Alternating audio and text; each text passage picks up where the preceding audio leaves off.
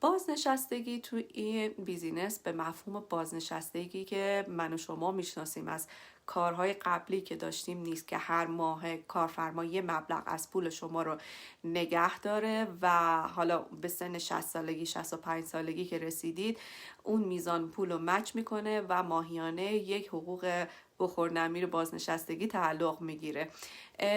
توی این بیزینس بازنشستگی بهتره بهش بگیم پنشن رنگ بهش بگیم که یک حقوق ثابتی رو بهتون میدن که معمولا بین 3 تا 6 سال از زمانی که شما وارد این بیزینس میشید زمان میبره تا به اون مرحله برسه و رنکینگ مختلفی داره.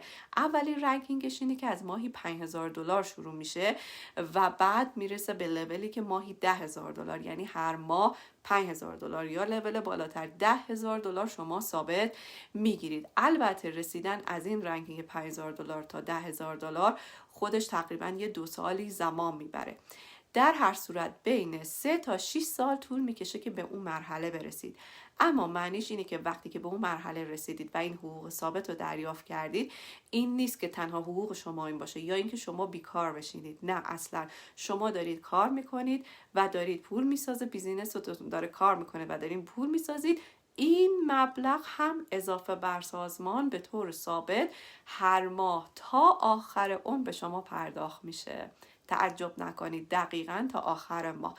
پس اگه واقعا هیچ دلیل دیگه‌ای براتون وجود نداره که وارد این بیزینس بشید مگر این بازنشستگی و داشتن حقوق ثابت تا آخر عمر، باز هم این امتیاز فوق‌العاده است. اگر مشکلی ندارید که بخواید از خونه کار کنید که بیشتر پیش بچه‌هاتون باشید یا اینکه از کارتون اذیت میشید یا کاری که مورد دلخواهتون باشه گیر نیاوردید یا جاب سکیوریتی خوبی، همه این بهانه‌ها رو هم که نداشته باشید، این یه فرصت فوق‌العاده است که شما بتونید با 3 سال نهایتا 6 سال کار کرد، بین 3 تا 6 سال کار کردن به مرحله‌ای برسید که یک حقوق ثابت دلاری خیلی عالی رو دریافت کنید.